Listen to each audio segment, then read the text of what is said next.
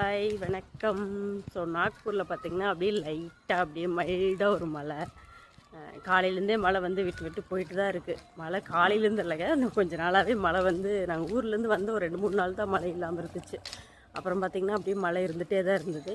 ஒரு 2-3 நாளுக்கு அப்புறம் பார்த்திங்கன்னா மழை வந்து லைட்டாக கொஞ்சம் நைட்டெல்லாம் வர ஆரம்பிச்சது. இப்போ இந்த 2-3 நாளாக பார்த்திங்கன்னா பகலில் நைட்லேயும் 2 நேரம் மழை வெளுத்து வாங்கிட்டுருக்கு.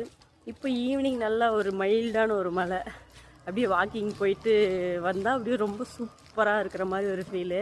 வாக்கிங் ரெகுலராக போகிற பழக்கம்லாம் இல்லை.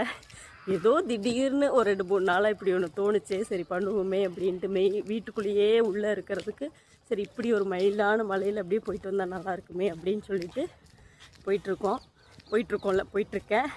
இது எத்தனை நாளைக்கு இப்படி போவோம் அப்படிங்கிறதெல்லாம் வந்து சொல்ல முடியாது. இன்றைக்கி போகலாம், நாளைக்கு போகாமல் கூட இருக்கலாம்.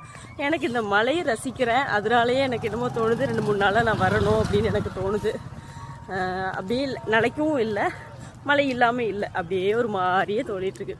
இந்த கிளைமேட் அப்படியே சூப்பராக இருக்குது. இப்படியே இருந்தால் நல்லாயிருக்கும். மழை ஜாஸ்தியாக வந்தாலும் நல்லா இருக்காது, மழையே இல்லாமல் ரொம்ப வெயிலாக இருந்தாலும் நல்லா இருக்காது. சூப்பராக இருக்குது. ஃபுல்லாக மழை காலமாக போனதுனால பார்த்திங்கன்னா அங்கங்கே தண்ணி நிற்கும்.